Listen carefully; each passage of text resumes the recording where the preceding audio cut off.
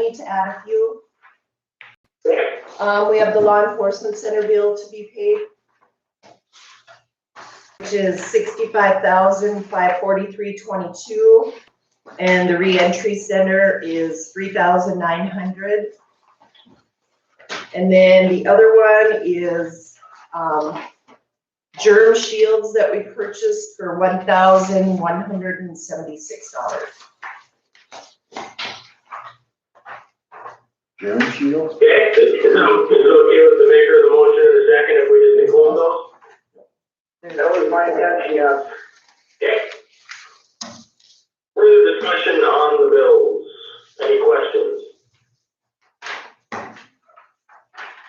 The only thing to add is Candy and I had a discussion about how we should handle all of the additional COVID expense, and for now, Candy felt it was best. I thought it made sense too that we're going to pull all of that expense out of the emergency fund, just so we can keep it in one place and then we can track it easier.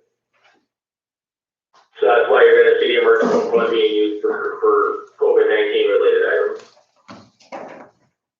And then hopefully most of that's going to be, once we put the bills back in, I actually just got that email from Terry Trainer this morning. I don't know if we put ours in yet, but then we'll get, hopefully, since COVID related expense, we'll get reimbursement through that CARES Act money that the state has. I did submit. Okay. Oh, you did submit? Yep. Okay, good. So good. I saw that it's something like $1.1 million or something for the 45 counties already, so. Yeah. There's some expense, no doubt. Okay, any further discussion? Hearing none, roll call please. Wakefield, I think he's muted still. Can you unmute, JR? Sorry, yes, aye, sorry. Frith, Aye. Brown, Aye. Olson, Aye. Lightfoot. Aye. Motion carries. Financial reports. Anything interesting? Not much really to report. Just of how we're tracking the COVID-19 expenses.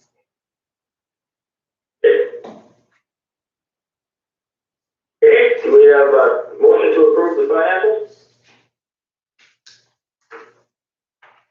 So, Second. We have a motion and a second. Further discussion, questions? Hearing none, all in favor, vote by saying aye. aye. Pose same sign. Motion carries. Treasurer's checks. Move to approve.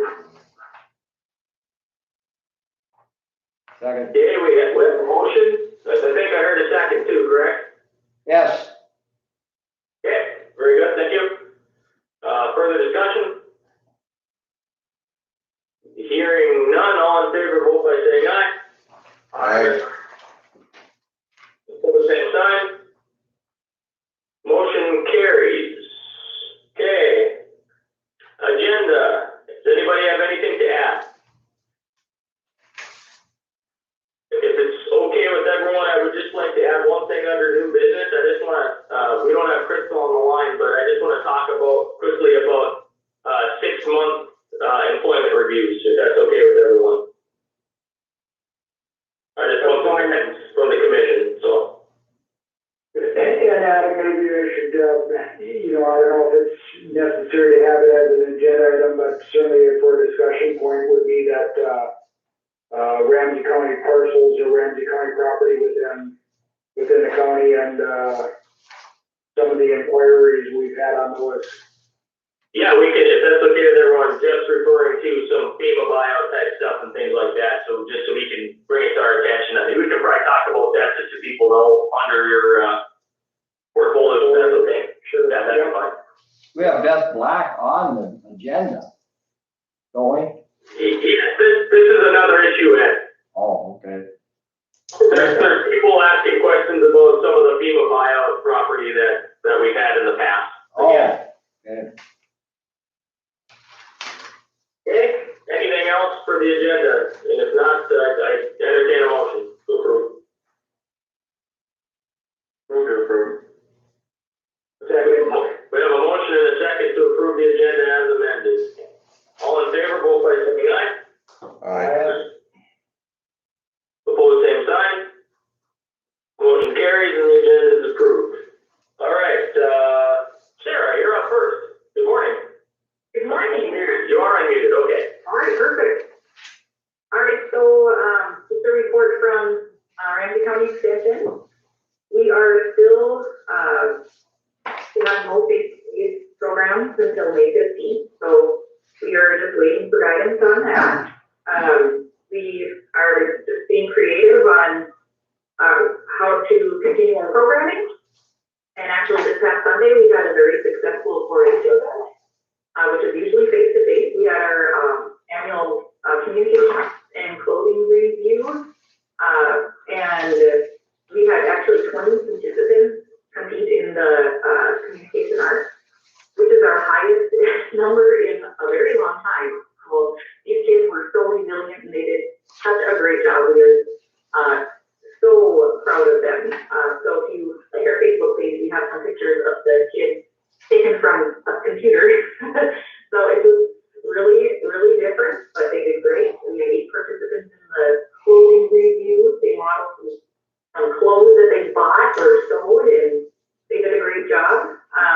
All of our summer programming is still up in the air. We have 10 mini camps planned, so we're just kind of waiting to see what we're going to do with that.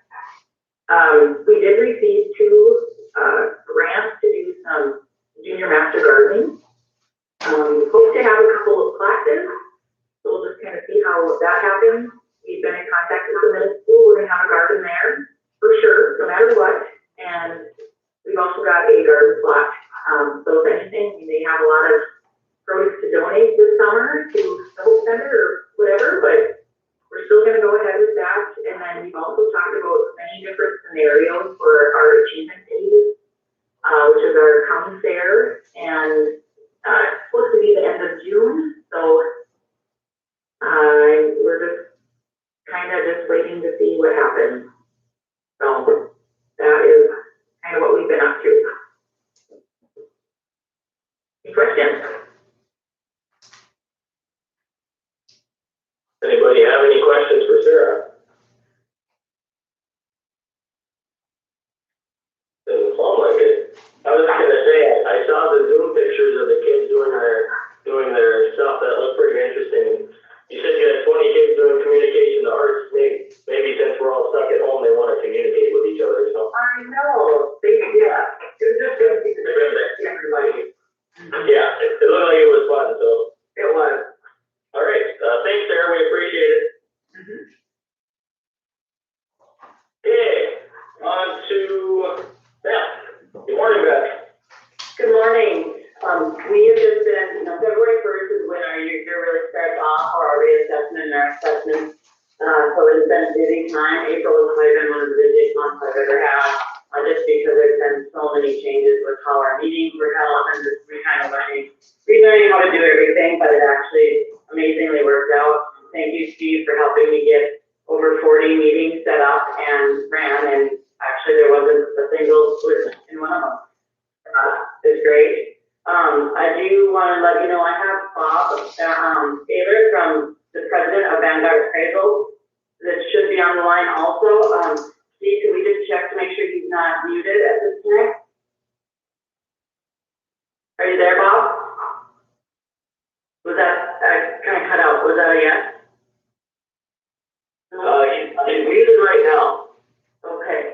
There we go. He should be unmuted now. Oh, thanks. He's muted, yeah, I see that. I can see where he is. There we go. Bob? Oh, he's kind of flipping on and off.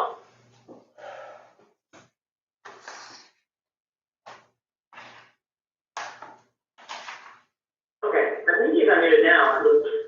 I think he's unmuted. Bob, you there? Yeah, we just don't have any volume from him for some reason. I don't know if it's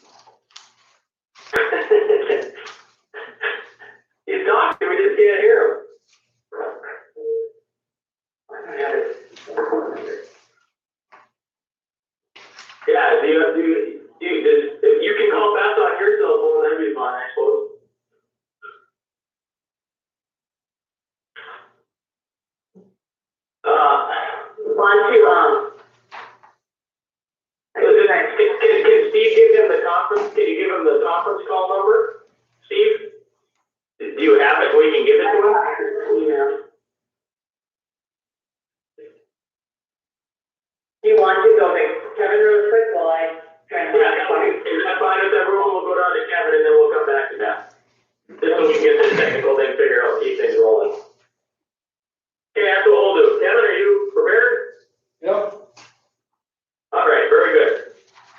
Okay, first off, crack sealing on the Cove Road, I talked to both Poplar Grove and Creel Township about that project, and they agreed to pay for their share. So, the agreement we have says the commission also has to agree to that project, and the estimate's around $6,400 to crack seal it. And we're responsible for 50% of that, so guess I'd like a motion to go ahead with that. Move to approve. Second. Okay, we have a motion and a second to pay our share of the crack ceiling bill on Cookie Road. Further discussion? Hearing none, all in favor, vote by saying aye. Aye. Aye. Pull the same sign. Motion carries. And then our summer maintenance contracts, we got all of those in now, so we need a motion to sign the last two. So moved.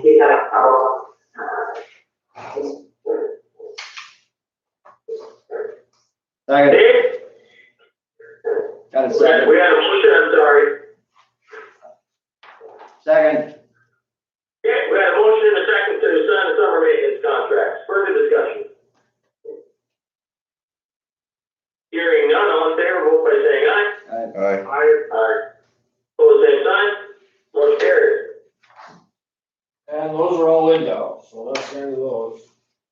And then also the load pass agreements, we got, added two more to my list, but there's 5 of them we need to sign this month for this meeting. I'll need a motion for that. Motion to approve. Second. We have a motion and a second to sign, I think you said 5 load pass agreements. Further discussion? Hearing none, all in favor, vote by saying aye. Aye. Opposed, same sign. Motion carries. And we finally got the, stream crossing determinations back for the 3 bridges that we're gonna replace this year. I worked with KLJ to determine what size culverts to put in there to match the determinations, but we haven't gotten approval from or motion from the water board yet. But once we do that, I'd like to go ahead and order those. You get them coming, they take 60 days to build, so if it's all right with you guys, once I get the motion from the water board, I'd like to go ahead and order those. Sounds good. You need a motion? Okay. I'll wait with the motion until we get with the water board determination, then we'll act on that. Okay. How soon do you think they're gonna, I think they're doing it today. they're gonna meet today? This is- Okay. Anything else, Kevin? That's it. Okay. Do we have anything else highway related, I guess? Anybody else in the room in there? Okay, hearing nothing. Beth, are you ready or not? Should we keep rolling? You're muted right now, just a second. Okay, now you're on. let's just check, he tried to call in with his cell phone, so. Oh, there he is. Oops, second here. I can see him. Still can't hear him. That's strange. Hello? Hello? There he was. Oh, I think we might have you now. All right, you can hear me now? Now we can hear you. Very good. Thanks for putting up with our problems here. Oh. Oh, you have to be on your phone. Yep.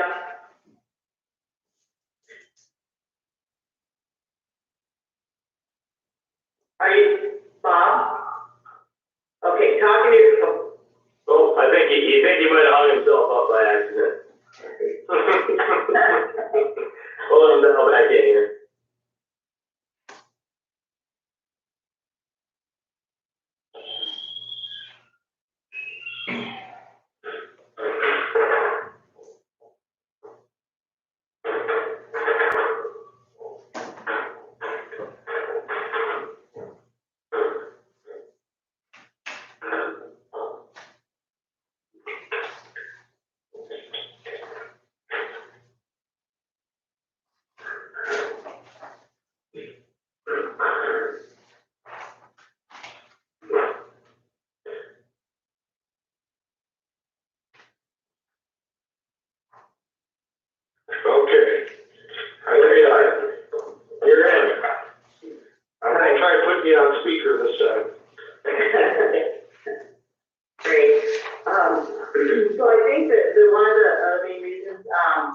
what needed to be on the agenda for this meeting was, you guys wanted to kind of talk a little bit and learn more information in regards to the commercial reevaluation that, was just finalized in this last February 1st of 2020. It actually had gone well considering all the obstacles that kind of fell into place starting about March 20th. We did make it through our formal board of review and all of our township meetings, so that was good, and they went okay. I want to first kind of clear up some confusion on lists that you received. The first list you got for the meeting last time, that was not a commercial reevaluation list. I did not supply that. I'm not exactly sure how it ended up in your package, but it was a list that I had prepared for our townships for our meeting. And it was changed a little bit, I think, before I got you, so please just disregard that completely as it in regard to the commercial evaluation, because it doesn't have anything to do with that. Second list, on Friday, when I was kind of needed to get it to you, all of our work is in our software, and so I tried to do an Excel spreadsheet. As soon as I sent it, I started noticing that there were some inconsistencies on the list, and I didn't like it. I realized that the list we had generated with help back in January, and we just made changes since then, and it just wasn't as accurate. And once I copied it over, formulas changed. So with the help of Bob yesterday, we went into our software, queried out a list that is showing exactly what the 244 parcels that Vanguard worked on and what the changes were for that. So from there, we can just kind of take a look at that and answer any questions that you have. Would you like Bob to give a little background? Or? Yeah, I think it would be good if Bob would give us some background on how the process worked and some of the rationale behind how they set the numbers and everything. That would be good. Sure. The process, what a revaluation is, it's called a mass appraisal. So really what we're after are two things, is to try to arrive at market value, but to do it in a manner that is consistent so all properties are treated the same way. We were asked to do all the commercial properties in the county, plus we were asked to do some select properties within the city of Devil's Lake also. So the process we do is we first analyze land sales to determine land values, and we send inspectors out who inspected and measured every single building that we appraised. And they take that information and gets put into the computer, and it calculates a replacement cost for every structure. Then when the appraiser comes in, he looks at the sales that have occurred. There was a letter, what's called a letter of transmittal, which was given to Beth's office, and it shows the sales that we analyzed. So we take the sales and we compare those to our replacement costs. Obviously, the sale prices are going to be less than what it would cost to build a building today. And from those sales, we determine physical depreciation and obsolescence guidelines so that we get that adjusted cost down to the sale prices. And then whatever obsolescence and depreciation that these sales indicate, we apply that same depreciation obsolescence to all the properties. And then by doing it that way, we're achieving market value and doing it in a manner that is consistent so that all the properties are equitable with one another. We held informal hearings where we met with some property owners. We made some adjustments. I know when you do a project like this, the big concern is always the amount of value change. When we did this project, we purposely do not look at your own values. So we know that when we value a property, we do not know if the value is increasing or decreasing. And we do not compare to the old assessments until we're finished.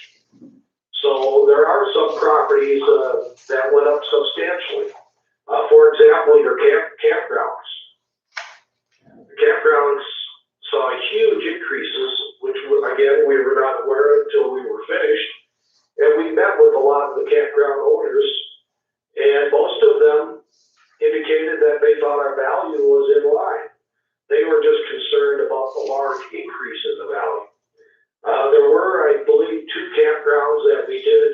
values on, and that was because they have higher vacancy rates than what is typical for the campgrounds in that area. That pretty much sums up how the project was done. I'd be happy to answer any questions you might have, or if you want a further explanation of anything, let me know. Okay, thank you. I guess I'll start with asking, anybody have any questions to start with?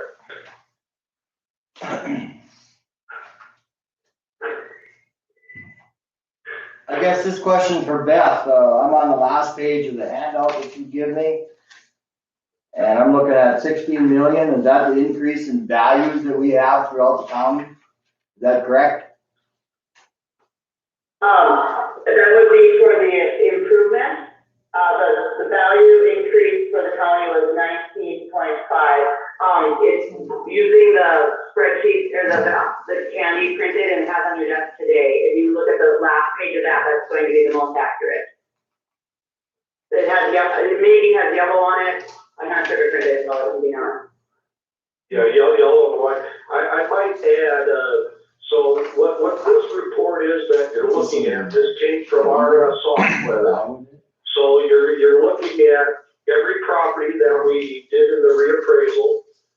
The top line is the value. So for each property, the top line is our value, the land value, the building value, and the total. The second line was your old value last year. And then right below that is the dollar amount of change of the land, percentage of change, the same with the buildings, and then the same with the total. So as you go through this list, you'll see some properties, I'm not looking at one here, that went up over 2,000%. But there's others that went down. I mean, it went from 1,000 to 26,000, so that's a huge increase, but dollar-wise, not majorly significant. But you'll see that the changes are very erratic. One thing I can assure you of is that the valuation process we used was consistent and all properties were treated the same way. So when I see large fluctuations in the value changes like this, that would tell me that your old assessments were not very consistent.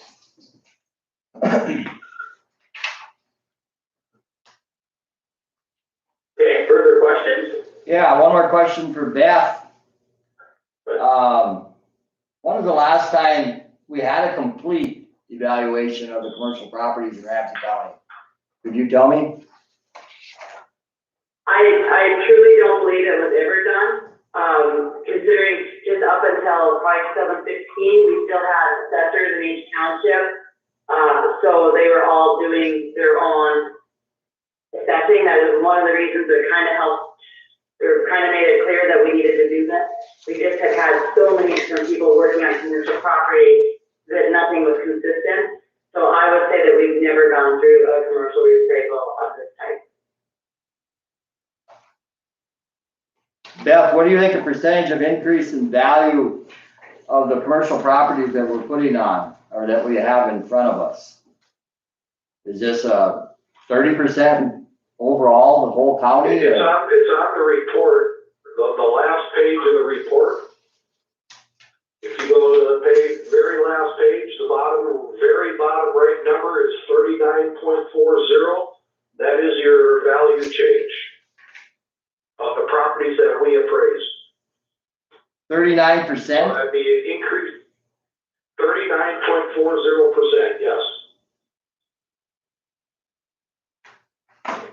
One thing to note in that also is 49 parcels reduced in value. And that's reflected in that number.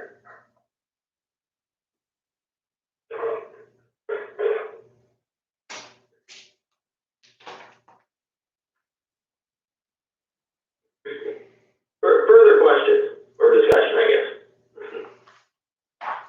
I've had numerous calls, and I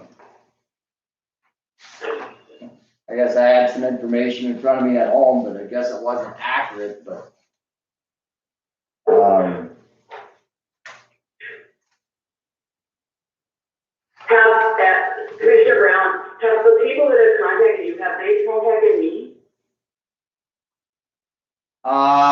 last month, when I heard that initially, yes, they had tried to contact you, they had difficulty getting hold of you, but I believe they have gotten hold of you since then. Okay.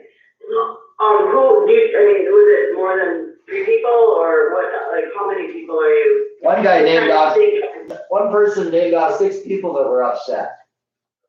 And So one person called you? no, I I just want to make sure I had numerous calls, but I can get the names of those people to you, I suppose. Okay. Yeah, I don't know. I mean, I have tried to do numerous times to every single person, and we, like I said, did set up public meetings where first in the letter they were allowed to do an informal review with us and with Vanguard appraisers, but also the township and city meetings. We just didn't have, we had one person show up at a township meeting at this point. So that's where I just want to make sure I'm reaching out to everyone. The biggest challenge for me is communication. I want to talk to everyone and I want to hear what they have to say and make sure that our data is accurate and that they're being heard and that I'm not, not making an error or something. So I really do hope that I've reached everybody. I want to make sure that we before June. So if you have someone, let me know. I'll be great. One of the concerns that I had was the property east of Delwood Lake on Highway 2. They feel that the consideration wasn't taken on how poor the land value is there and how unstable the land value is because it's sitting behind a dike.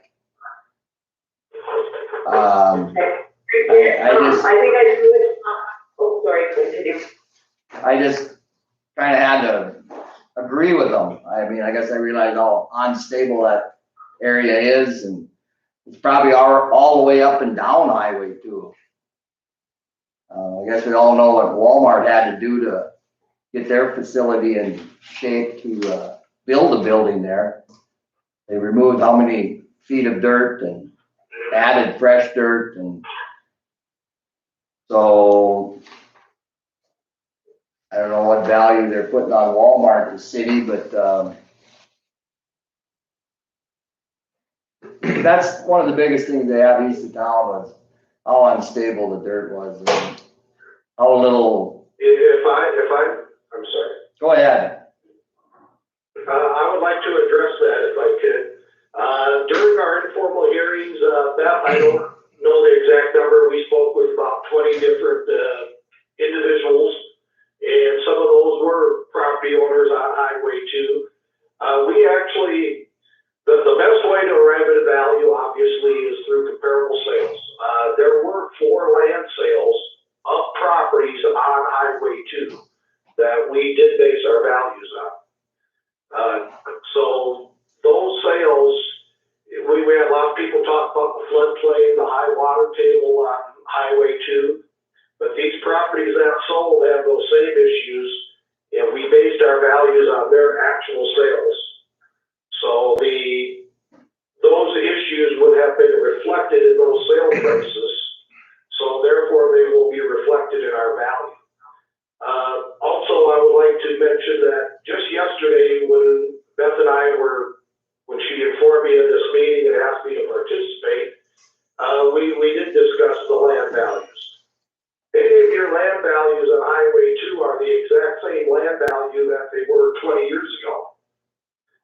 They have never changed. I believe, Beth, we went back to, 2003, and the values today are still the same as they were back then. So we're not saying that overnight the values increased as much as they did. It's just your county has never adjusted those values. The assessment on that land is never moved. And I think any reasonable person would understand that over the last 20 years, the value of land has increased significantly.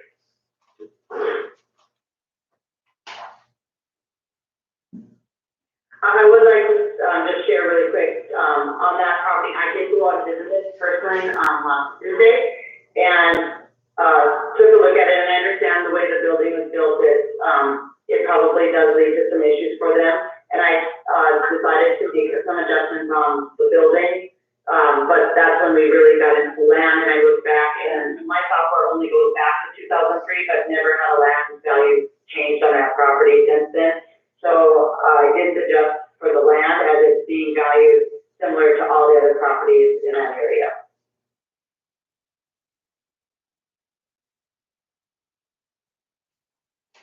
Well, yeah, I don't disagree with the fact that there hasn't been adjustments made since 2003. I can see that the tax department in Ramsey County was probably dropping the ball, there's no question. But I'm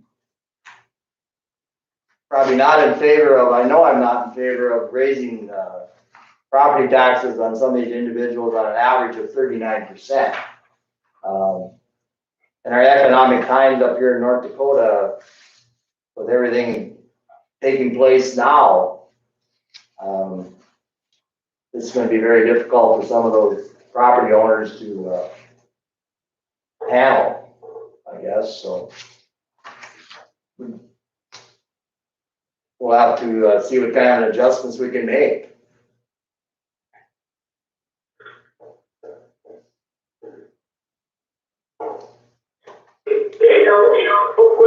Okay, a couple things in it, I do understand that, and, you know, we're following the guideline of the law and how we are supposed to do the reappraisal. One thing I did speak with Gary Martinson, he couldn't be at this meeting today, he did his retirement and that, but he'll be back in June at our meeting, consulting. The values in the city of Devils Lake did not change dramatically aside from their campground. So we wanted to make sure that we were being equitable to the property owners in Devils Lake too. Bob, I think you can probably say more about that. Yes. As I said earlier, when we set the values, we purposely never look at the old assessment because we do not want to be influenced by that. When we set the values though, and once we finished, then we did compare it to the old values, and we found that the properties that we appraised inside the city limits of Devils Lake saw very little change in their assessments. And the properties that were done out in the township saw significant changes in their values. The one thing I mentioned earlier that I can assure you is that the properties in the city and the property that we did in the city and the properties in the county were valued using the exact same methodology, and they are consistent. So what that tells me is that the values in the city were good reflections of the current market value, whereas the properties in the townships were not.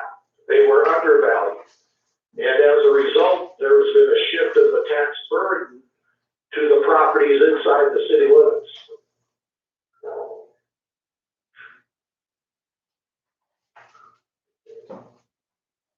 Okay, further questions? Discussion? If I can just interject, I just have a question. I'm not disagreeing with the idea that we likely were not in line with actuals in terms of what we're assessing. My question has more to do with if we grant that we were out of line, is there a methodology that can allow us to sort of ease into the correct valuation? I get asked that question quite often. I'm sorry, were you finished? Yep, go ahead. I did not mean to interrupt. There are processes. We have what's called a map area factor, where you can apply a factor to all the properties, and it will take the improvement values, the buildings, and adjust those values. But I get asked this question on a lot of reappraisals when the values change a lot.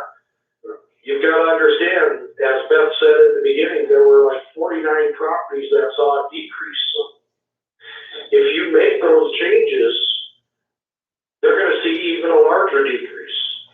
Because anything you apply to remain equitable in your values will get applied to everybody. So properties that have already seen decreases will see larger decreases. It's not possible to make the adjustment parcel by parcel, not without considerable work to Beth's office. you know, from a standpoint of, from the assessment standpoint, you know, the sales analysis that we conducted shows that the values are in line. And if Beth's office were to change the values just to, I guess, smooth out the change, technically she would be in violation of state code because she would intentionally be keeping the values below true and full value, which by code she is to be between 90 and 100%. So technically, I do believe that would be a violation of state law. And I understand, you know, that perspective, and I'm not arguing that the county, you know, is to knowingly or actively violate any requirements. Rather, what I'm thinking is there not a methodology where you can say, okay, you know, right now we found that we need to increase by say 40%. You know, could we break it up such that you know, you essentially go up 10% a year plus whatever adjustment needs to be made on an annual basis due to continued fluctuations in valuation to get you there, or is this something that we don't have any kind of a grace period ability on? The capabilities are there, so I'm looking here at the list that Beth sent. I'm looking at one property on page 24 of that report, and it's the very top property at 517 Main Street. And that property decreased 50%. Your old value was $113,000, and we lowered it all the way to $56,000. That property saw a 50% increase or decrease. So now, if you wanted to drop the increase so that it was only 10%, Beth would have to go in and apply a 70% back factor to all the commercials, and then she could up that back factor to 80 the following year, 90 the following year. But you need to understand that properties like this one that went down 50% are now going to drop by close to 75%. So you're not just applying this to properties that saw increases. And then your equity between the city and the county would be created. If you want to maintain equity, which is the important part of the assessment process, you would have to apply that same discount to the properties within the city of Devil's Lake, which did not see the increases. But if you don't apply it to the city of Devil's Lake, then you are creating an equity in the assessments.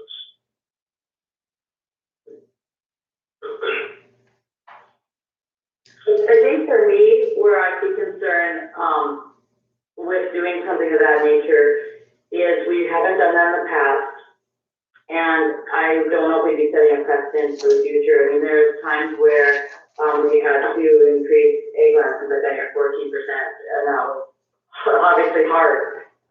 But we didn't do it gradually. We followed the law, and we acted on it like that. When adding homes, you know, they're seeing large increases in their tax bills in the year because the law dictates that, you know, they don't qualify for an exemption or that kind of thing. So I don't know. I mean, I realize these are big numbers. I'm not saying that. I just want to make sure that there isn't a precedent set that we can do this every time somebody has a concern on their value. One property, you had a sale a couple of years ago on Tronson Grain, and our assessment on that property is very close to what it sold for. So if you do move forward with what you're thinking, now that assessment, even though we're very close to what it sold for, will be far below what it sold for if you make those adjustments. And that would be true of most of the properties that have sold recently. So if you did that, if the state looks at equalization orders, you would likely, here's what you could run into.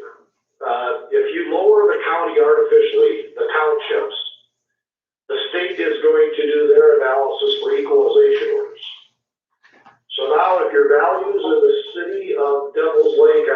commercial properties are at true and full value. But your township properties are not at true and full value. When the state does their equalization order, if you have a good number of sales that occur out in the townships, and those sales are above the assessments, the state will give you a commercial equalization order. And what that commercial equalization order will do, it's going to increase the townships and the city. So now your township properties that are low will still be low, but not as low. And now your commercial properties will be above true and full value because of the equalization orders. And that is because you are artificially creating an imbalance between the two.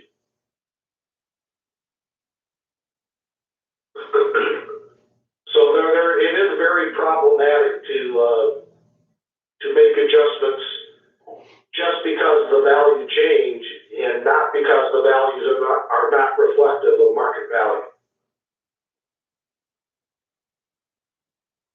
If the assessment process in the county had been done, as Beth said earlier, in the past, your assessments of your commercial properties have been done by township assessors.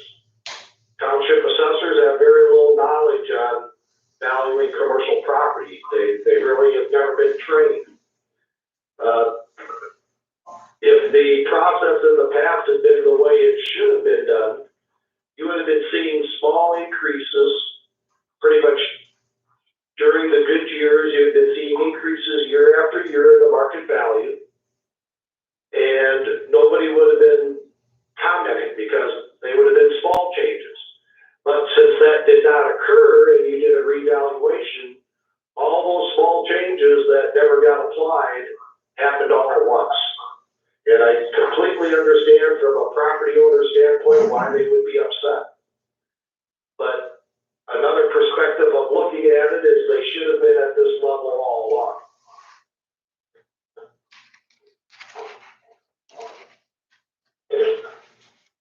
Just one question, Adam. One question for Bob. What was the percentage of increase you put on the properties, the commercial properties you did in the city? And how many did you do? I don't have that information in front of me. There weren't a whole lot we did in the city. There were about a dozen, I believe. And there was a grain elevator. There were a few out on the highway that we did.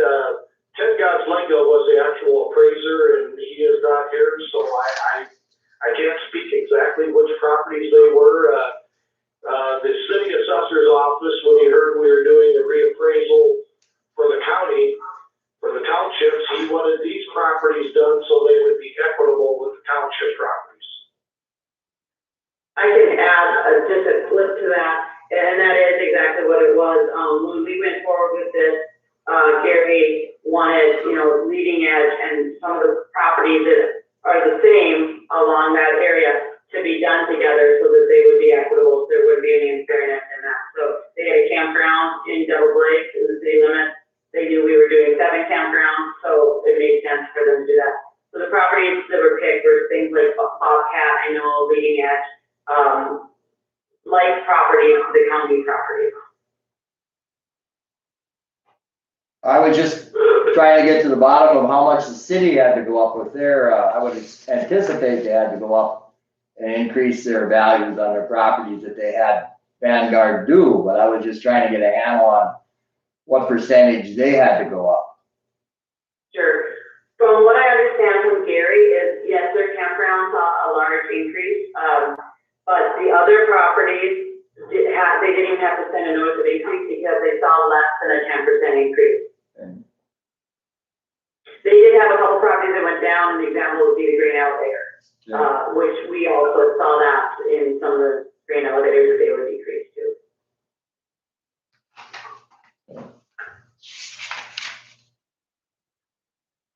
Okay, further discussion or questions?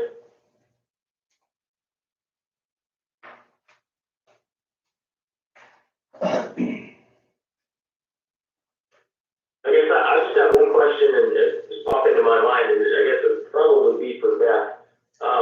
The sales ratio that the state uses that we have to get between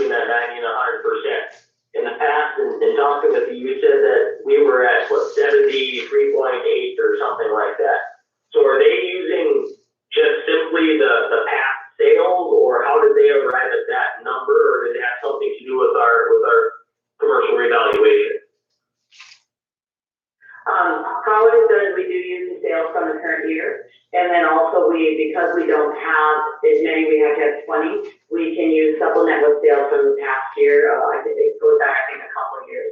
So we use that and then appraisals within it. Okay. Yeah, because that's one thing I think that needs to be noted too, is that at the very least,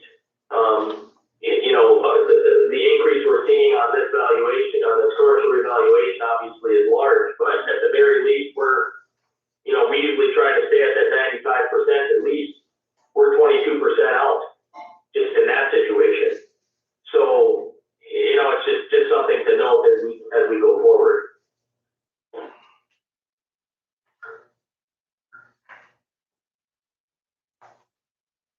Okay, further questions? Will we have Bob on the line and Beth?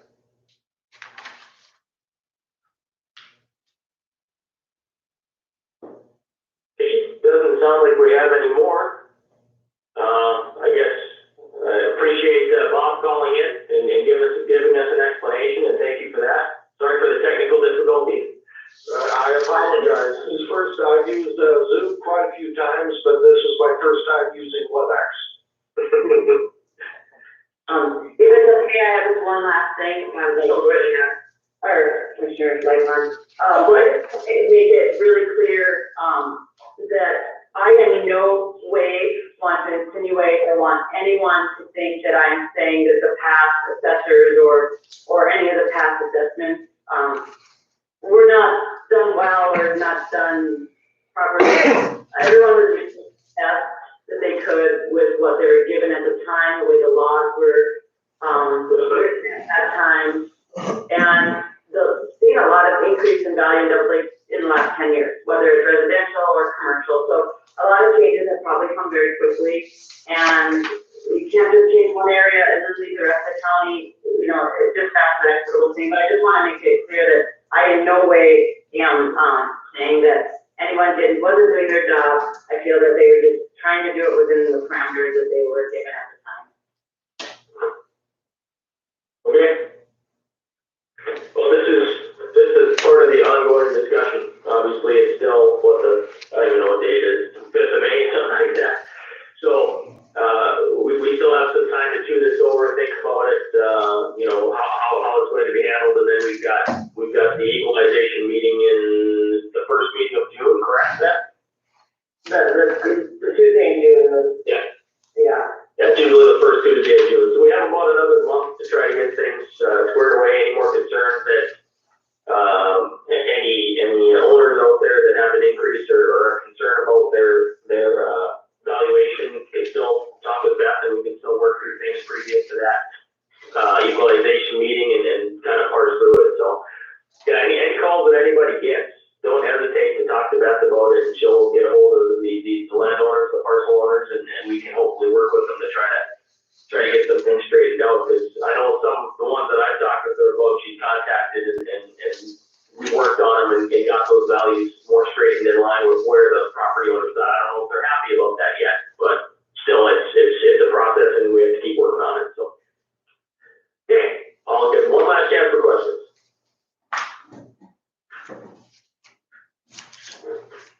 Okay, hearing none, thank you.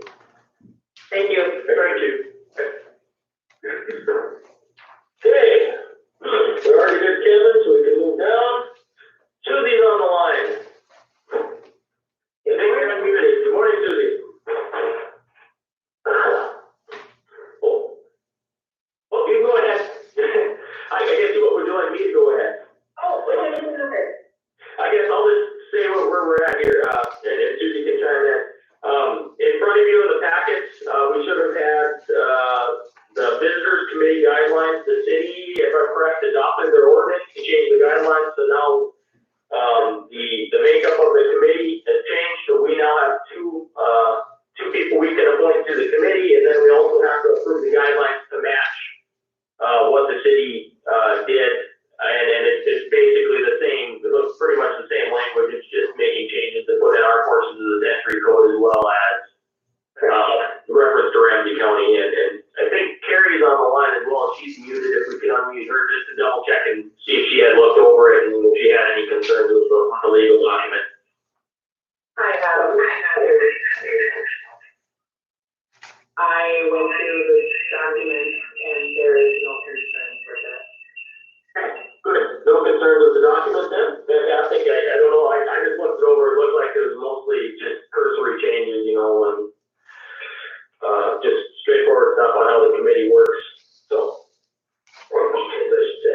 And the only thing that changed on it from the last time you had seen it was that the city commission asked that the two members at large that are currently on the committee are now appointed by the city commission. The city commission will have two appointees, as well as Ramsey County will have two appointees.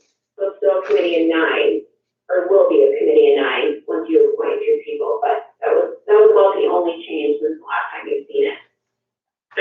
Yeah, it's 2 for us, 2 for them, and then specific industry appointees depending upon restaurant versus hotel, things like that, so. It looks like a pretty good spread, so. Do we have any questions, I guess, let's work on or act on the guidelines first, or, so do we have any questions or comments about the guidelines?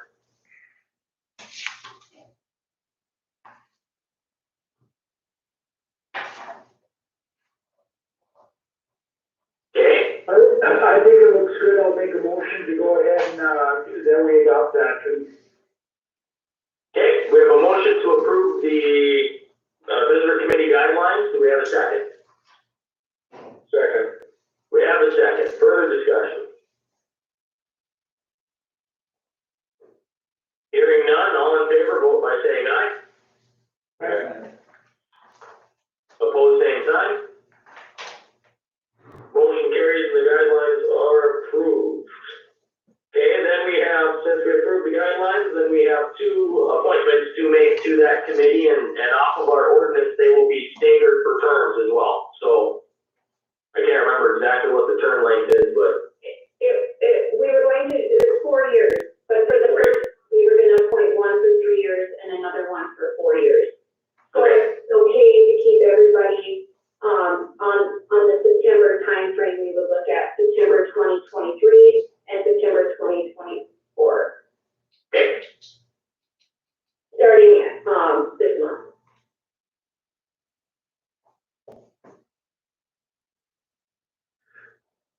Okay, so, in your packets, we have interest from Kyle Blanchfield, I believe. And then, since the packets were put together, Susie also had interest from 2 other individuals, I believe Lisa Crosby and Louise Brzezinski, correct? Correct. So we have 3 people that would be interested in the appointment. I guess, you know, we have two places to appoint, so it's good that people are interested. That's a positive. So I guess what are the wishes of the commission? Discussion on who we should appoint.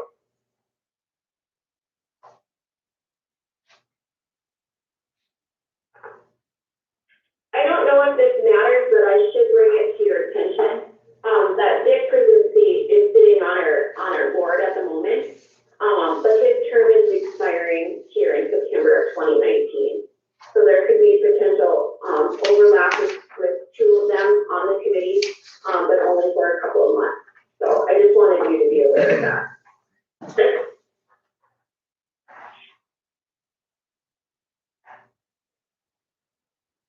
Do we have any thoughts, opinions? I make a motion, we appoint Kyle Blanchfield and Louise Brzezinski to the Visitors and Tourism Committee. Okay. Thank you, Ed. Do we have a second to the motion to appoint Kyle Blanchfield and Louise Brzezinski? I'll second that. We have a second. Further discussion on the motion to appoint? The one thing I would say is we should say who's got which term. I guess it probably doesn't matter a whole lot, but just so we have them staggered. I give the 3-year term to Kyle Blanchfield. Okay, is that okay with you, Jeff? Yep. Okay, we'll give Kyle the 3 and Louise will get the 4 then. Okay, further discussion on the motion. Okay, hearing none, all in favor, vote by saying aye. Aye. Aye. Opposed, same sign.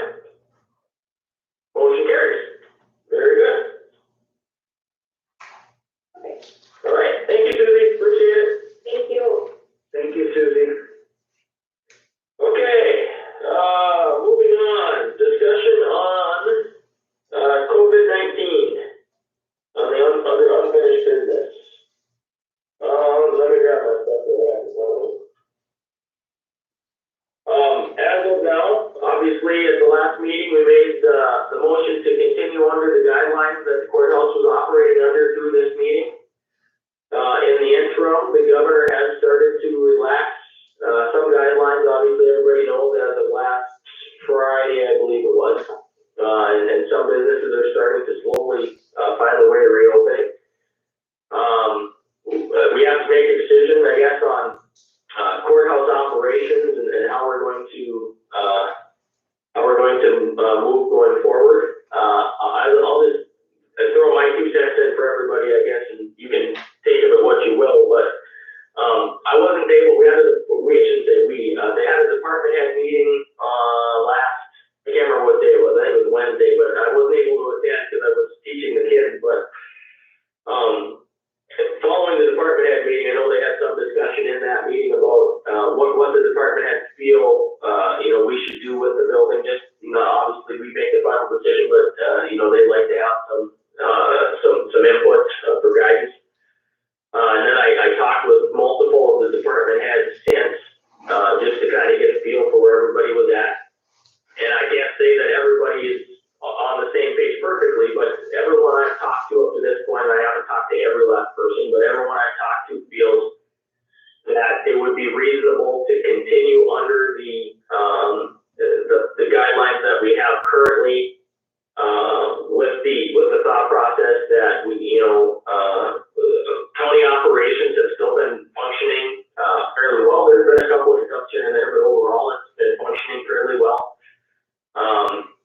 And partially why I think we should continue to operate this way is a twofold approach. One, the department heads are in favor, it sounds like, of continuing to at least to do this for a little while longer. And then if you go back and look, well, it's more than a twofold thing, I guess, but if you go back and look, the state is starting to relax guidelines for businesses and things, and that's completely understandable.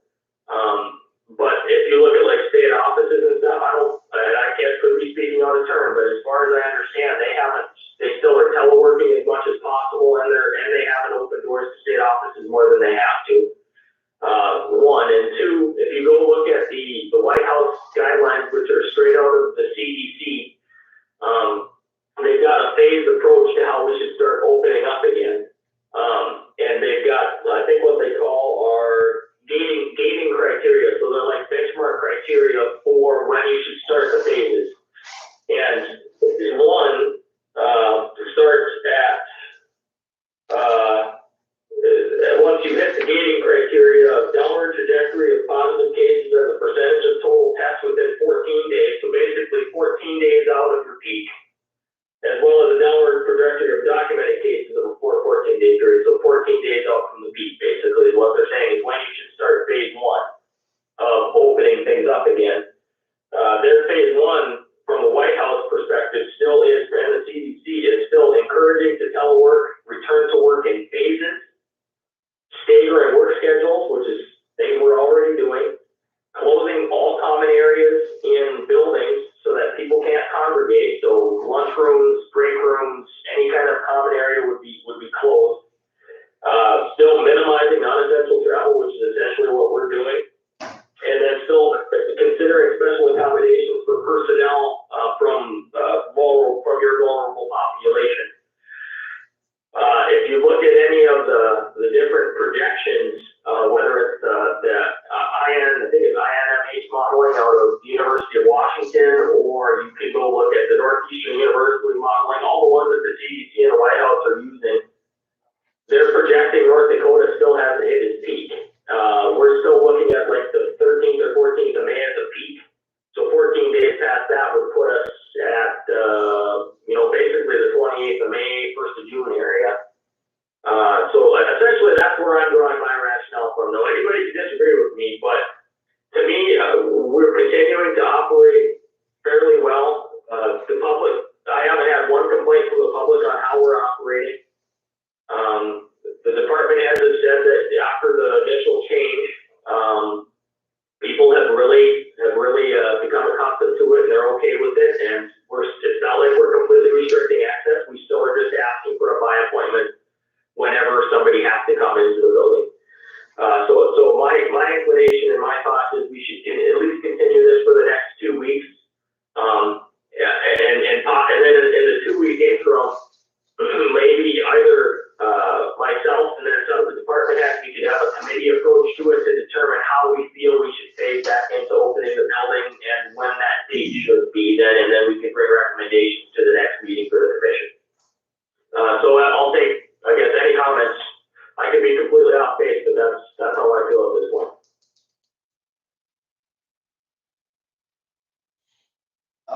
wanna direct, maybe Candy or Chris, court system, what are they doing? Are they doing the same thing they were doing 2 weeks ago, or? Okay.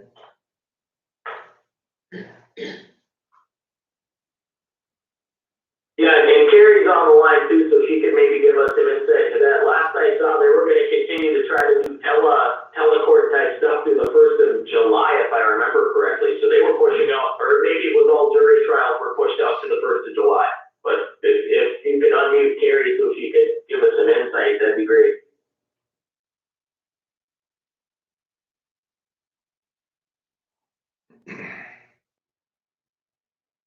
Oh, there we go. Yeah, we can hear you now. Okay, so the court system is doing telehearing. Trials are pushed off through the middle of July. We're really only holding in-person hearings for people that are in custody or other emergency type situations. Has there been any indication as to, so basically the indication is that they don't want to have jury trials until mid-July, is that I would assume they're thinking that they're going to start not doing more in-person stuff until probably sometime in that time frame then. That is required. Okay. Yeah, and just for your information, a typical courtroom setting is court staff, myself, defense counsel, and other parties typically appear by phone. Okay. So you guys are social distancing as best as possible and making do. Correct. Okay, further discussion on that?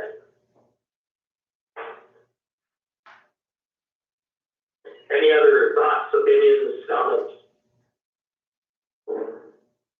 Adam, do you need a motion to approve that extension? I would, yeah, we're gonna have to, since if not, I guess everything would expire as of the end of today or this meeting. Okay, then I'd make that motion.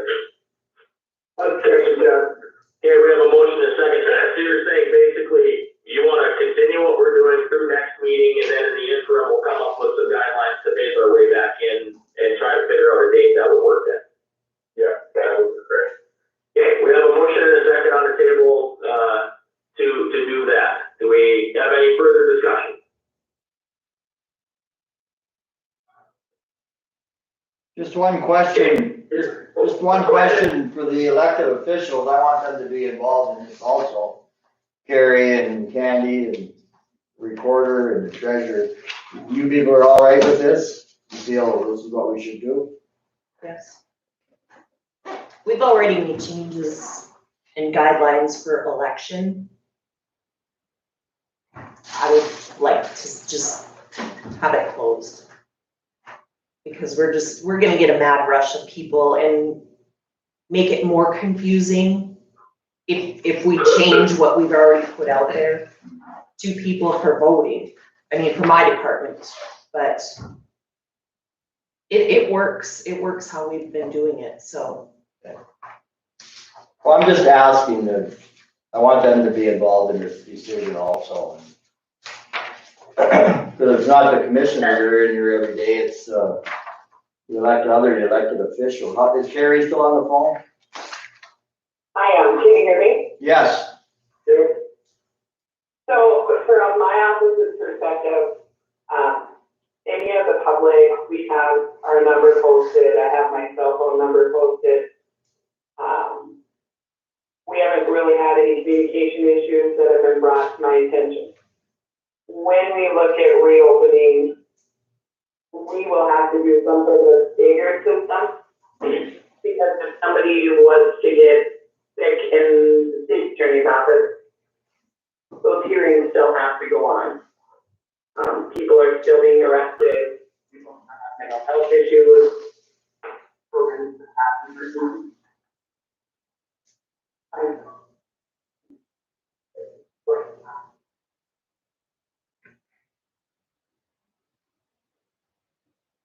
Okay, I think we lost Carrie.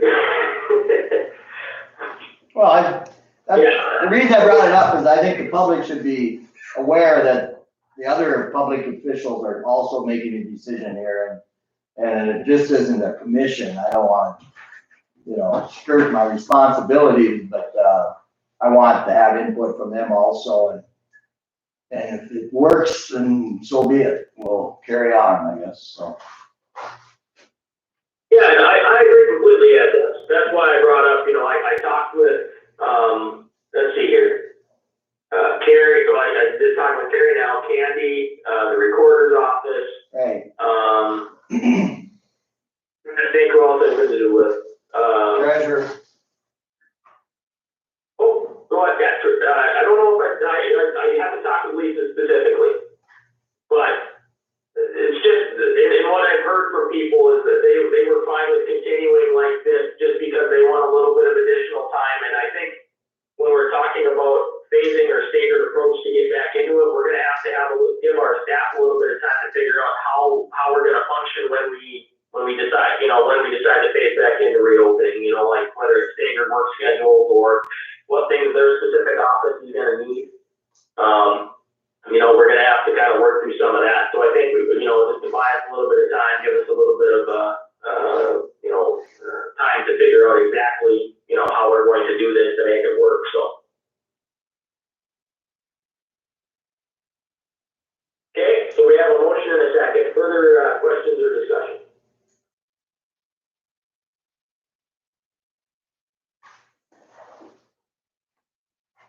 Okay, hearing none, all in favor, vote by saying aye.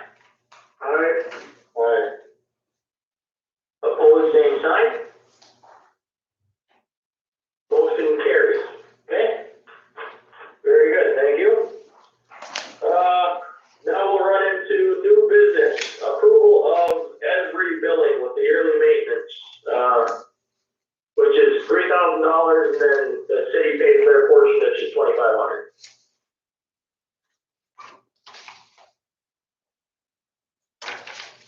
I'll move to approve. Okay, we have a motion, do we have a second? Second. We have a second, further discussion?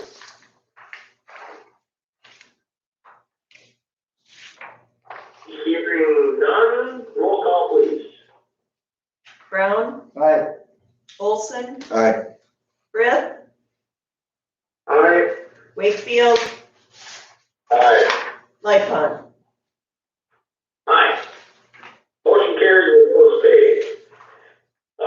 Approval of pre-application for the CDBG, I always have to slow down when I say that, block grant from the LEC, and we have Rob on the line, to give us a little bit of information, and this has to do with our siren project, I believe.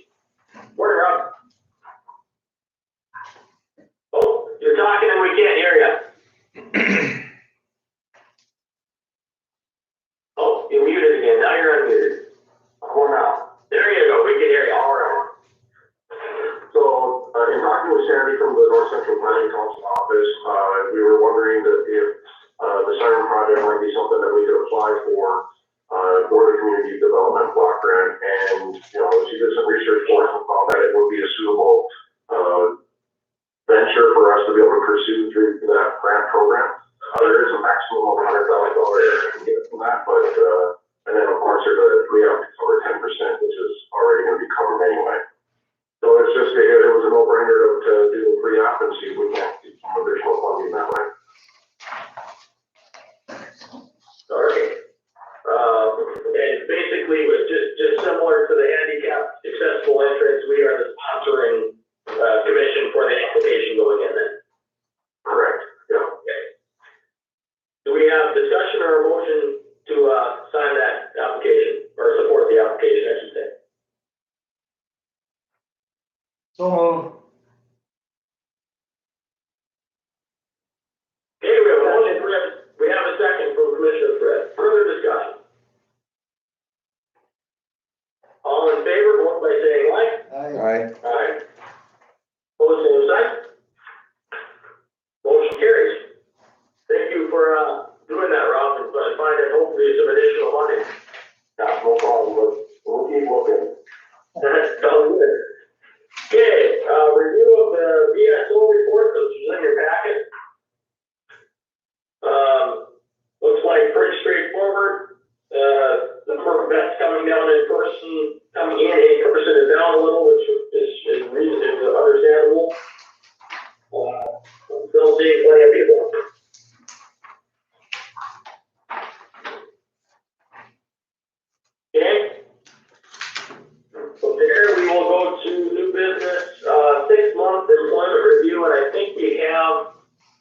Crystal on the line as well, but basically I'll fill you in as to my question on it.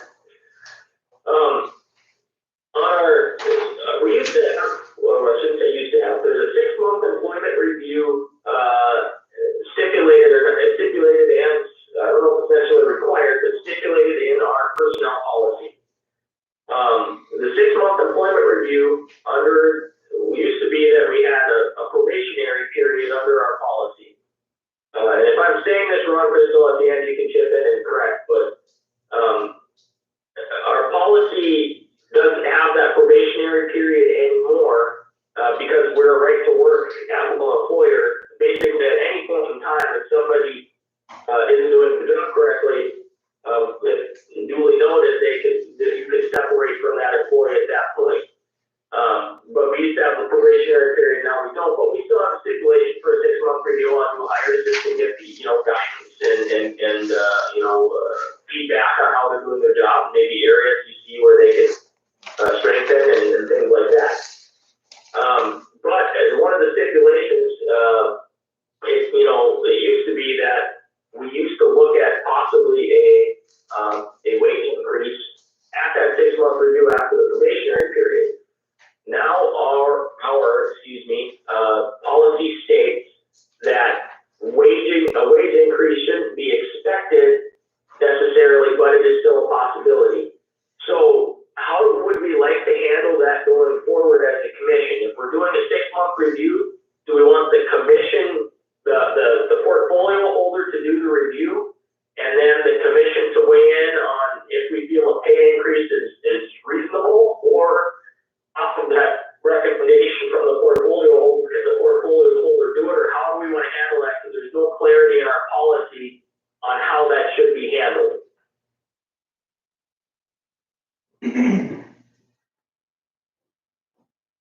A question, Adam, you wanna give them a pay increase after 6 months?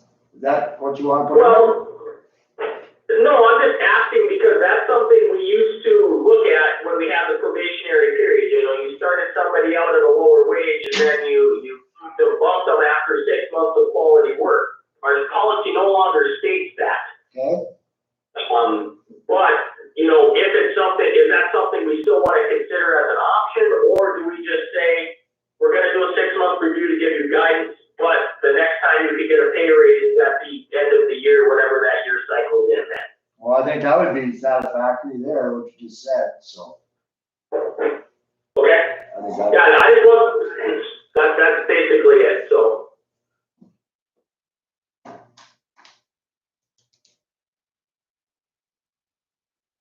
Okay, do we have any other thoughts, comments? Okay. Hearing none, I guess I got a little bit of guidance. Just a minute, Adam.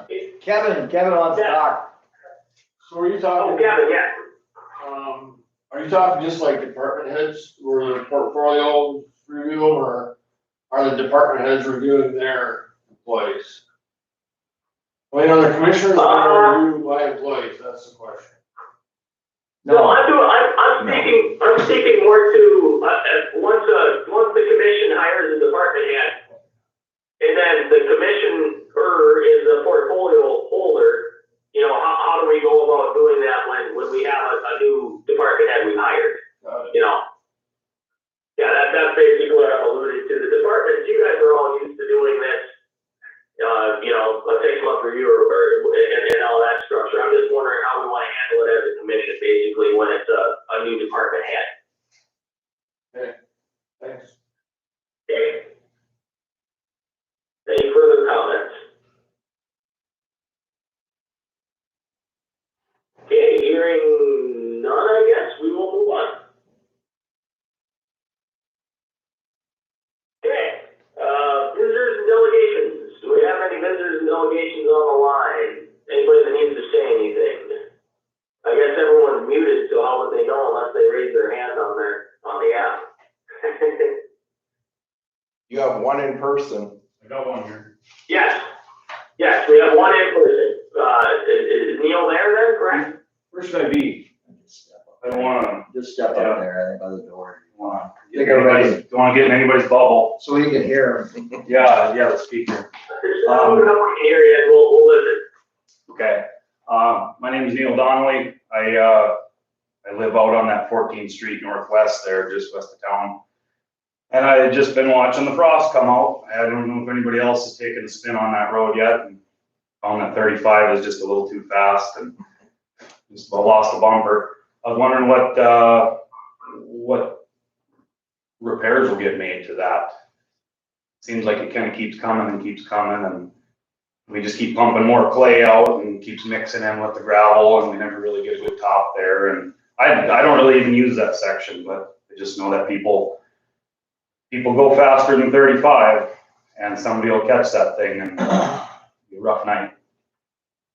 Sure, Kevin will agree that we'll have to see what happens when the frost gets done coming out, which I think the rain will bring it out faster now. It's been getting better. I mean, the other spots down closer to Strandy's have really started healing up nice. They were really boiling out good and they came back nice. But I just know people go so fast on that road and I just worry that it's gonna be a big issue with somebody one night and Signage, get people to slow down. well, that help for. and then I don't know if there's any signage for like the big trucks that come. Is there big trucks on it? Well, I mean, You gotta get signs up to keep them off. there was, I know I see the BNSF truck go by almost daily. Sometimes it's loaded with stuff, sometimes it isn't. Burlington Railroad? Oh yeah, they've got like a crane truck that comes by. I mean, I don't think it's anything too crazy. We see charter buses come by. Obviously when school's in session and the sports are going on, they just come whizzing by in and out and in and out. And then I know sometimes a trucker will forget which road he's on, which happens. I mean, I don't expect anybody to turn around, but I mean, you just never know what's gonna come down that road. It's such a convenient road to be traveling on. I just never know what kind of maintenance is coming. I'm new to a lot of this and I'm just trying to learn how it all works and what kind of gets done, what do I have to do or talk to, or I'm also curious about the chemical on the road too. Okay, let's get Kevin involved here. That's a township road, Chris, but, I guess if you got issues, I can deal with the township for you too, but. And see, I'm just reaching out to them a little bit too, trying to figure out what's capable. I did talk to them about the chemical and there's just no way that they don't do it. You know, the theory is they do it for one, they have to do it for all. I get that. That's the fair thing to do. But I just don't know if they have the funding for it and, you know, maybe I need to talk to them a little bit more and talk to more of them and stuff, but just really curious about the frost boils was the big thing coming out and then the chemical. I know last year we spoke a little bit about that. Well, we made the motion last time, we included that road, right? All the roads you did. Last year, we're gonna do this year? Well, that's not a county road though, so last year we made the motion to, share that 50-50 cost. And then this year, we're sharing it to 25-75. 25 with the county and 75 with the landowners. And then the year after that, we're completely out of it as far as chemical. Kind of a phase out thing. I did talk to one of the township officers, Olson. I think of his first name now, but he didn't want us, Randy Olson, he wanted us to blade it, which now it's rained, so, well, it's not for a while, but that's, I don't know about what's going on today. The other thing is I know I like keeping, I don't hesitate to go 35 on that road. I think most people do. It's a nice pass through road. But is there a way we could slow people down right through there a little bit or, you know, maybe not? Maybe the sheriff. Sheriff can do it? Oh yeah, if you'd sit out there. Oh, No, can we change the sign, I think is what you're asking. Yeah, well, I'm just getting kind of what your thoughts are on that. I mean, again, I like going fast. I don't think we're ever gonna regulate how fast people wanna go.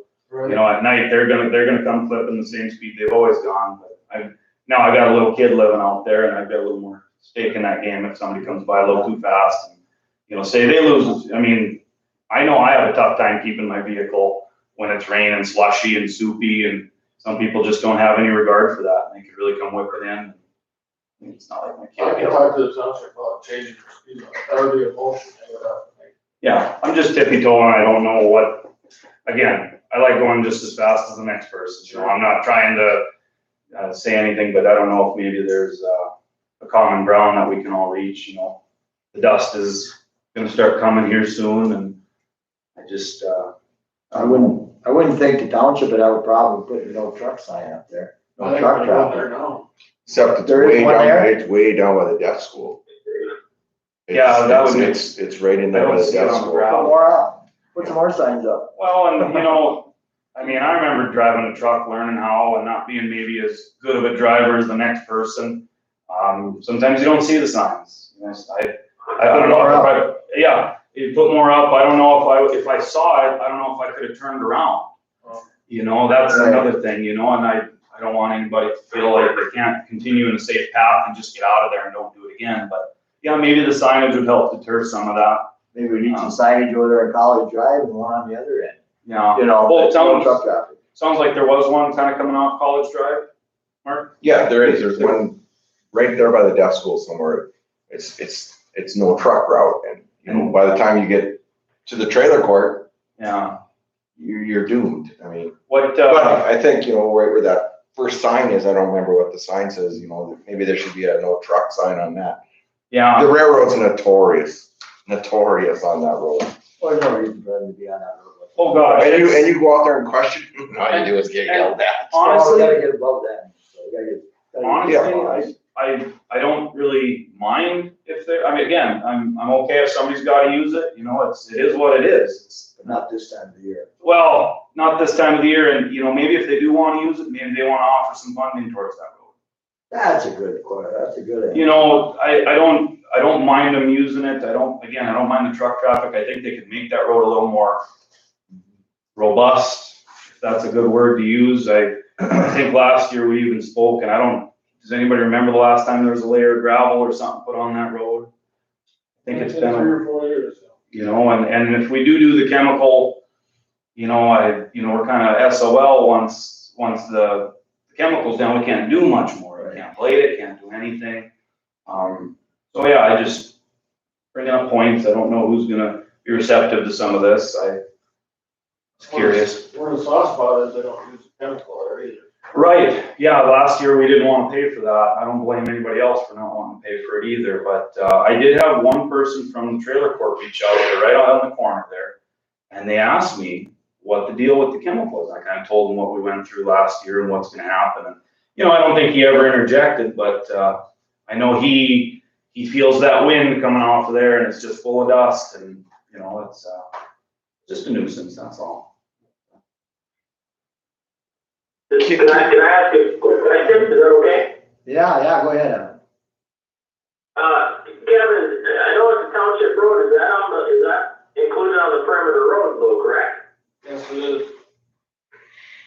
I mean, we can't necessarily do anything about the frost boils and everything right now, other than hopefully it'll quit raining and we can get them knocked down, but would it be something where maybe we could, you know, have a perimeter road meeting or whatnot, or at least approach the township and say, you know, is there a possibility, you know, we've been putting concrete in boil areas and stuff like that with our rototiller, if they would pay for the material or something for it, we could, you know, volunteer basically paying for the manpower to get the job done. You know, so maybe we could make it better in the future or something like that. I mean, just try to meet them halfway. I mean, it's not technically our responsibility, but at the same time, you know, that road's traveled a lot. We need to keep it in good shape. So, I mean, maybe it's something where we can meet them halfway. If they're willing to pay for the material, we can do the work and we can maybe make it better in the future.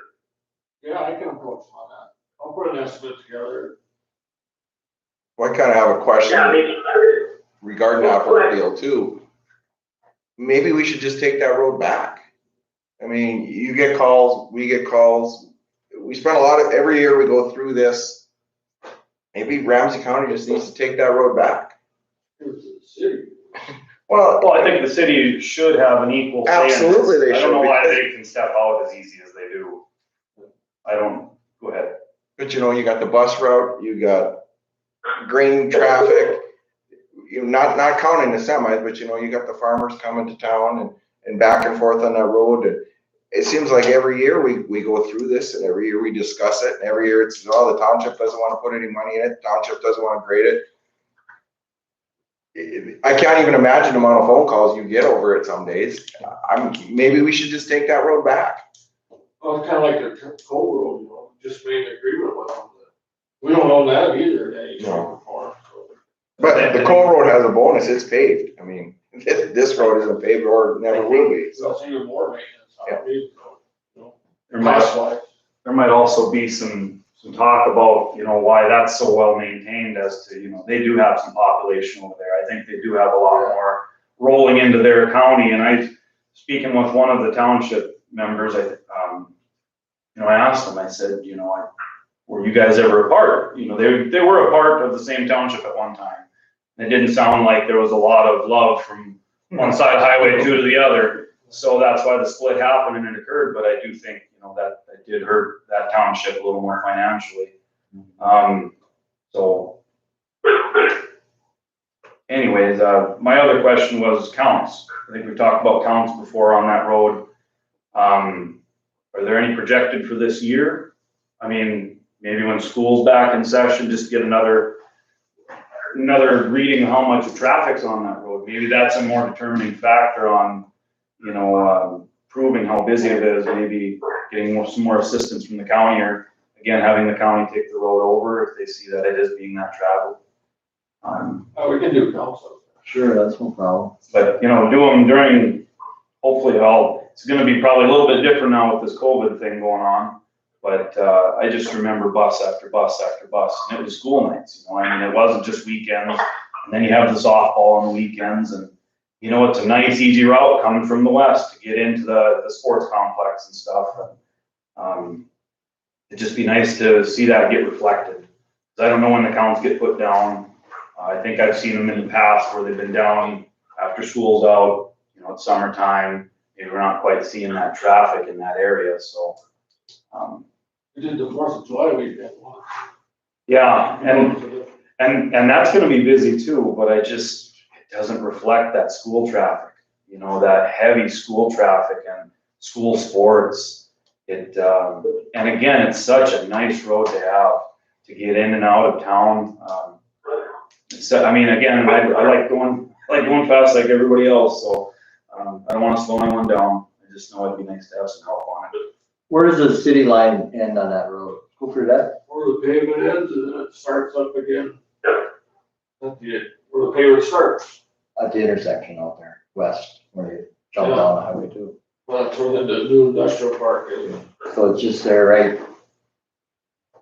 Up by school for your left then, is that where the pavement ends? Where does it end? Trailer court. Right after the last trailer there, yeah. So there's about 300 yards of road there? Is that what it is?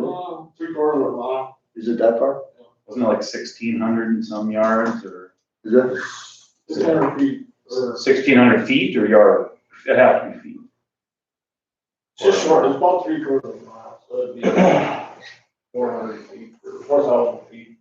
Like Adam, you brought up the perimeter road committee, we should get this road back on that agenda, I think, too. Sometime. Yeah, I agree. I think it's something, you know, and to Mark's comment, I mean, it's a continual thing. It seems like every year we're talking about it, and I don't know what the solution is. I mean, other than maybe we have to talk to the city and find a way to, I hesitate to want to take it back over, but at the same time, you know, we have to have a township that's willing to work with us too, and put some money into things when there's a problem, you know, so I understand wanting to be frugal too, so it's kind of a tough solution, but I think we need to, whenever we have a chance, so hopefully this thing simmers down or something, we can social distance and get in a room and talk about it and figure out how we should approach it. I mean, that doesn't solve the problem in any immediacy right now, but maybe we can make it better in the future. And but I think it's something we definitely need to sit down and talk about.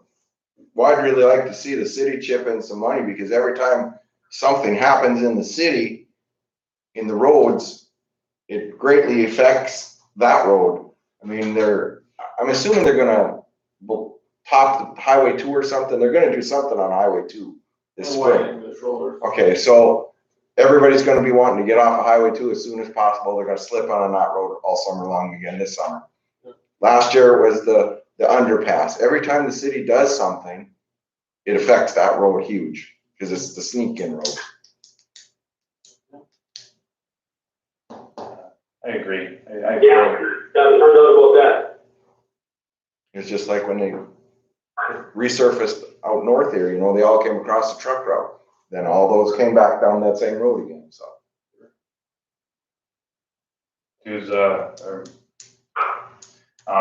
Does those speed trap ticketing machines work ever to help maybe raise some funds for that road? I think they, Do they do that? Is that a thing? Or- I've seen where they put up, you know, digital ones that says you're doing 35, Right, but- 25 or whatever. Unless it's. I think they seem ticketed. to help. They remind people, maybe the honest people, you know. I think he tries to keep them honest, you know, but again, if they know the gist, they know there's no real repercussion. This one drives too fast too, so. I'd probably get ticketed myself, but, The steam fines don't go back to the. okay, never mind. Yeah. You gotta be there at the right place at the right time. Well, I was gonna say, they could set it right on my hill and point it both ways. And get some funding for that road. Overweight, like the truck, that goes back to the road owner. We can mention it to the sheriff to frequent the road more often. Yeah, Trust me, I do. I'm sure they do come by, you know, but they can only police it one path through. I don't think there's ever really a shoulder they feel maybe comfortable pulling off on and just hanging and waiting, but, I'm sure there's other pressing matters too, so. No, that's all I have. Well, thank you for bringing it to our attention, and we'll keep working on it. Appreciate your time. Yeah, thanks, Neil, and yeah, it's something we're gonna have to work on it. I mean, Yeah. there's just no doubt about that, so.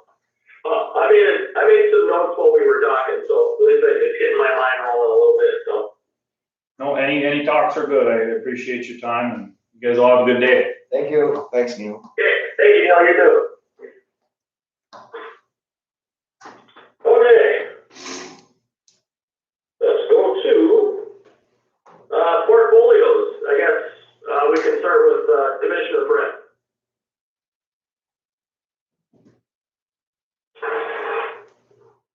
Oh, you're muted, Jeff. There we go. There you go. You know, we've heard from both, Sarah and Gary. Today, yesterday we had an airport authority meeting, and, things are slow to a standstill out there, with the whole COVID thing and that kind of, activities going on out there. It is, you know, there's been some, talk in the news about a, whole big funding package coming through with, for the CARES package, anywhere from $16.8 million down to $1.3 million. It's one of those things that would 16 million be nice. It would probably fund a lot of our wish list for the next 3-4 years. But we're working with our engineers, our consultants, and the Aeronautics Association to make sure that what we do get is very well spent, I guess, kind of thing out there. So, and I think it was a week ago, Susie, if you could remind me, I think it was a week ago that we got together with the chamber. Met a week ago and went over some of the things that's going on at the chamber office and some of the cancellations in your activities throughout the summer. And the walleye fishing tournament has been postponed, canceled for this season. The Delaware Chamber walleye fishing tournament. One of the things that Chamber and Susie helps out with a lot is the drive-in movie nights. The next one is tonight.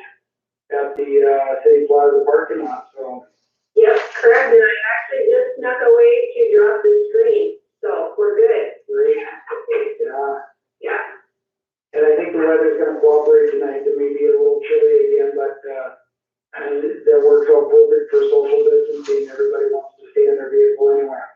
Exactly. Yep. So on the events that have been canceled, another one we worked with was the fire department on their June conference, which was going to be right after Devil's Run, and there was no way they could reschedule that.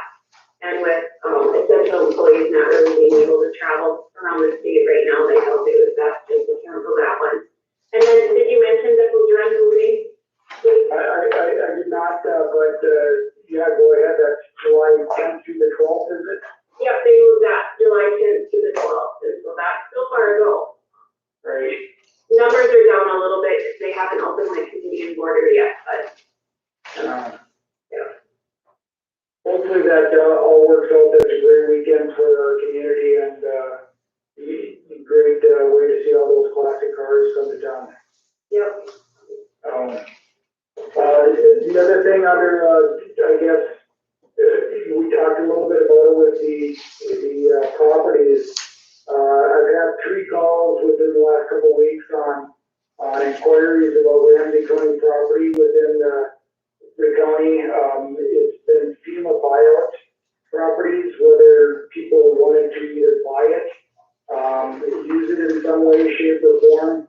And Gary and I have been in discussion with one of them, and we took a look at that and we looked at, if it's a FEMA buyout, we can't really sell it to a private individual. We can grant an easement of some sort, or we could transfer the property to another political subdivision, like a park or recreation type of activity. But FEMA, once they buy it out, they don't want people to go in there and put buildings in. I've had a few calls on those, and one kind of, reporting their neighbor of utilizing the property that's next to them for their own personal uses. One, couple others looking at buying it outright. And Gary, you could maybe, if you wanted to chime in on the one that we talked about over in the city of Prairie or close to Prairie was a FEMA buyout for Ramsey County. And I had Steve kind of help me do a query list on all Ramsey County properties and that we have, and the list is substantial.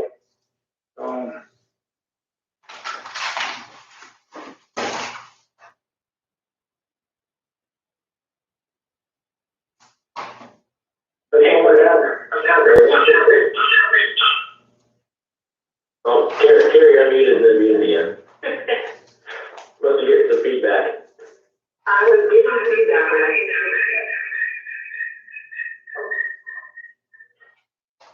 can you hear me? Now we can. Oh, for challenging. Okay. We looked at some of the fees that there is restrictions for FEMA approval, and then transfer it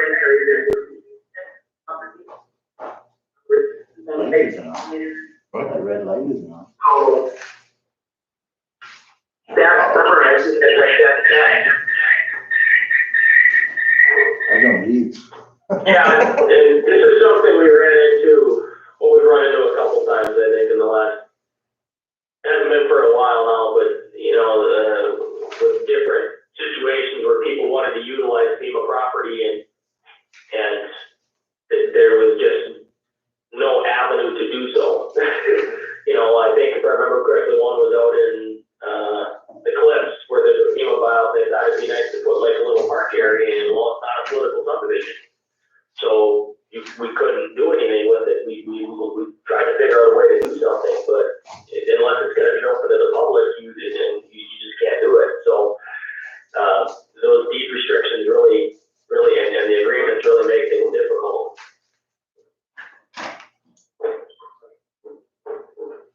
But it's something to continue to look at, and if the commissioner Chris wants to continue to kind of look into it, and then if there's anything that the commission needs to look at, I suppose we could do that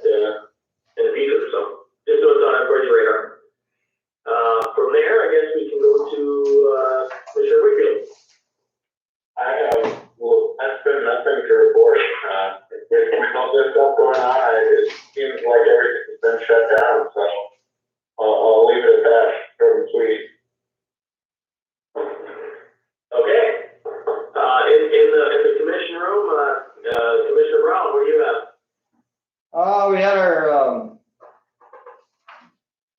law enforcement center meeting, but I think we've met since then, haven't we? Have we had a county commission since then? No? I don't think so. We went through the budgets, right? Yeah. And, a lot of wish lists on the budgets, I know that. But we'll have to see what happens. What was it, yesterday the governor come with, big cuts in the state budget. Way bigger than the last time he cut the budget, so. Gonna be interesting. Other than that, I guess that's all I have. On the bright side of that portfolio, Ed, the count has stayed steady, and it is actually fairly well. I think there's 74 in there right now, which is our break-even point. Okay, that's all I got. Okay, thanks, Ed. Mark, where you at? Mr. Olson? Just the LEC thing, and Sheriff's Department's running smooth. I told you last time we hired 2. I think they're just starting, 2 new deputies. Fair Board has all the bumps and things that everybody else does, but they're working through that. That's about it. Okay, thank you. From my perspective, I'm kind of similar to Lucas, where there's not a whole heck of a lot going on. I've had a couple, just a lot of informational stuff I've been sitting in on through the web. I've been sitting in on the weekly first responders meeting when I can. I missed last week, but I've been doing that to see what kind of preparation we have locally in case anything starts to ramp up. Sat through the governor's conference call a couple times. There's a lot of things going on there, obviously. Locally, we just had regular, I think I got a forward Devil Lake meeting tomorrow, but we had one a month, had an executive committee meeting a month ago, and there's nothing crazy, just paying bills, and more than anything, in that situation, Brad has kind of started to, I shouldn't say started, he's working with the small businesses in the community to help them go, get through the steps on any kind of help they're going to need to get through this thing. Whether it's the Paycheck Protection Program or I can't remember the other acronym, it's emergency something loan. But so there's different avenues to help small businesses through, and he's kind of pivoted to doing that because that's what needs to be done. So he's been working hard on that. I'm trying to think of what else. Social services, we had a regular board meeting, nothing too crazy there. Operationally, it's obviously completely different, but they're still out doing all their child welfare work in person as they need to, taking all the precautions necessary and getting their work done. They got as much staff home teleworking as they can. And that'll be continuing into the future, and we'll see how things kind of unfold. Budget-wise there, I think we're looking pretty good so far. If I remember correctly, I think we're up like 3% under budget or something like that, so that's good. I'm trying to think any other outside stuff that I'm on. I think that's pretty much it on that. The only other thing too is just a thought process. We had talked, last budget cycle, the health insurance kind of shocked us. Having to move up that premium quite a bit on our portion. I've been tracking that with the help of, I should say I've been doing it. Candy and Nathan have been doing it, and I asked them for information on it. And right now, we were projected that if we spent at the level that Blue Cross Blue Shield was telling us that we needed to charge, we were even at that point still projected at a $250,000 deficit. Through 3 or 4 months, I can't remember on paper in front of me, we're actually running under that budget. We're actually accruing dollars, so we're not running, we'll probably, assuming we keep projecting the same way we're projecting now, we won't be running under into a deficit spend. So, we're just more for information's sake than anything, so we can start. It's hard to think about it because it's already May, but we're gonna have to have a budget together in a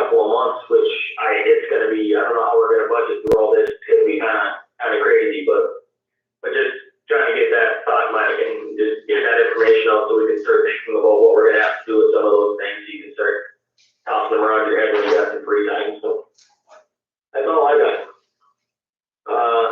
Other than that, anybody have any announcements? Other than, it's movie night tonight, and then I'll just chip in on that and say a big thank you to the Chamber of Tourism and everybody. I know they've had help out there, I think, from different entities, and the movie night's been awesome. My kids love it. It's a reason for us to get out of the house, so, and go do something, and it's been, I know we've got a lot of local support from the community on it, so things like that really make you happy to live in a place like Silver Lake in a county like Ramsey County, so a big thank you on that front, so. I think Coco's playing tonight, so take your kids or grandkids or whoever you're stuck in isolation with. Other than, oh, you there, Susie? What's up? It's Cinco de Mayo, and the movie's about Cinco de Mayo, so. There you go. I've never seen it from Granite to Saturday from front to back, so that's assuming we're gonna go, so I'm gonna get to see the whole thing. I've only got to see portions, and my daughters like to sing the songs from it, so.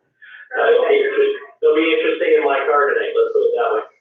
And if I could just say too, thank you, Adam, the community has been so, great with the movie, from donations to helping out, throughout the events that you make, and then as well as all of our, citizens that are coming to the movie. They've been obeying the guidelines for the most part. We had to kick 2 people back to their cars in 2 evenings, and other than that, they've all, obeyed by the rules and been safe, and we're glad to put them on, so just want to say thank you. Yeah, thanks, Susie, it's been awesome, so anything fun like that is always great to have, so it's been fun. Other than that, anybody else have any other announcements? Hearing none, I guess I'm just gonna say we're adjourned. Thanks, everybody, appreciate it. Thank you. Thanks, everybody. See you later. Yeah, same here. You gotta go sign checks to it or just me?